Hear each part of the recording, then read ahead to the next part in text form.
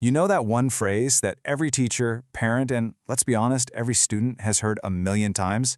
Pay attention. But what if paying attention wasn't just some vague command? What if there was an actual recipe for it? A simple, 5-step technique designed to turn that fuzzy idea into something real and actionable. Well, that's exactly what the SLAT method claims to be.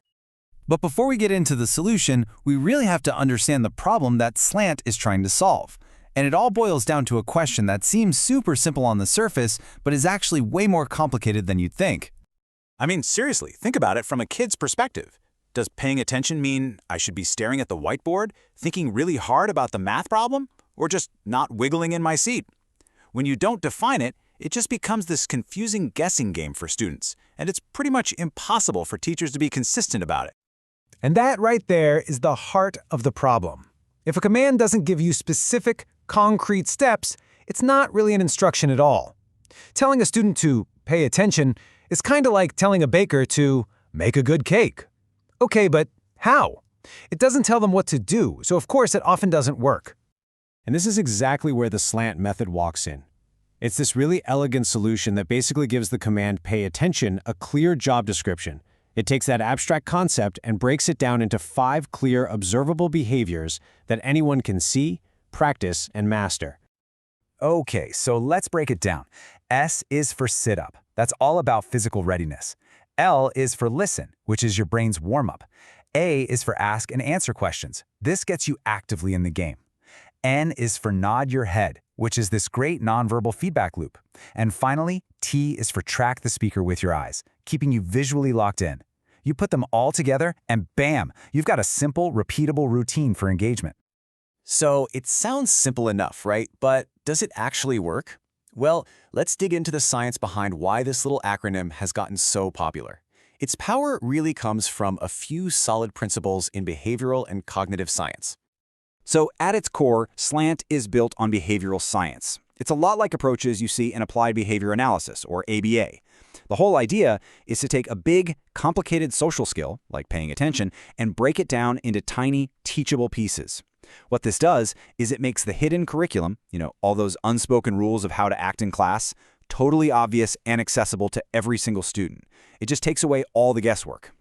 And then there's the cognitive side of it. SLANT is basically a classic mnemonic device. It's a memory trick. By packing these 5 behaviors into one easy-to-remember word, it actually reduces the mental energy a student has to spend. They don't have to juggle 5 separate instructions in their head, they just have to remember one simple word, SLANT. Now get this, researchers estimate that somewhere around 60 to 65% of all our communication is nonverbal. SLANT taps directly into this. It trains students to use these positive nonverbal cues, like nodding and making eye contact, and those signals don't just tell the teacher you're engaged, they actually send a signal back to your own brain that it's time to focus. And this ties perfectly into the final piece of the scientific puzzle, something called embodied cognition. It's this fascinating idea that our bodies can actually change our minds. The simple act of sitting up straight isn't just for looks. The science suggests it can literally prime your brain for alertness, helping you think more clearly. Your body leads the way, and your mind follows right behind. But this brings us to the big debate around SLANT, and trust me, it's a huge one. Does this method actually create real, deep engagement? Or does it just create the look of engagement? This is the absolute core of the controversy. See, on one side, you've got what we'd call compliant engagement. That's just doing the behaviors because someone told you to. And this can be a real false positive for teachers, right? The student looks like they're paying attention, but inside their brain is a million miles away. Then, on the other side, you have authentic engagement. That's the real deal. It's driven by genuine curiosity and leads to much deeper learning. The big fear is that SLANT only ever gets you the first one. This quote just nails the critique perfectly. The worry is that by focusing on something like a student's posture, you're just treating the observable symptom, the slouching, without ever getting to the underlying sickness, which could be anything from "this lesson is boring" to "I am completely lost." And this plugs right into a major psychological idea called self-determination theory. It basically says that for us to be truly motivated, we need 3 things: a sense of autonomy or control, a sense of competence or feeling good at what we're doing, and a sense of relatedness or feeling connected. If a routine like SLANT is enforced really rigidly, it can crush that all-important feeling of autonomy and actually backfire by hurting a student's natural motivation to learn. So, what's the verdict? Well, it seems like SLANT isn't automatically good or bad. Its real value, its real power, depends almost entirely on how a teacher uses it. The challenge is to shift it from being a strict command into a shared tool that helps everyone in the room. The real key is to build what psychologists call an autonomy-supportive climate, and that all comes down to one thing: focusing on purpose over power.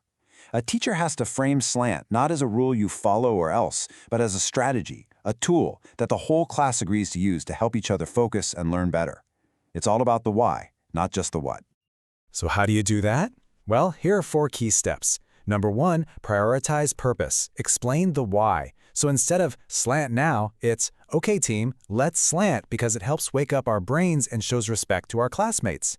2, model and master it. Practice it like a sports team runs a drill until it becomes a positive, automatic habit. 3, be consistent.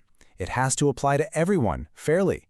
It can't be a tool to single out certain students. And 4, and this one is a really big deal, we have to be crystal clear about what we're actually talking about when we say SLANT. Okay, this is absolutely critical to understand. The SLANT, behavioral acronym we've been talking about, is totally 100% separate from a commercial literacy program called the SLANT System Program. Now, that program is a whole curriculum for reading that has shown some really impressive results. But that data applies to the curriculum, not to the 5-letter behavioral tool. You absolutely cannot mix them up. Which brings us all the way back to our big question. Can a simple routine actually teach focus, or does it only teach what focus looks like? I think the answer is, it depends. When it's used with purpose and care, a routine can build the scaffolding that real focus needs to grow. But when it's used just as a tool for control, it might only create an empty shell. The difference, it seems, isn't in the tool itself, but in the hands of the person using it.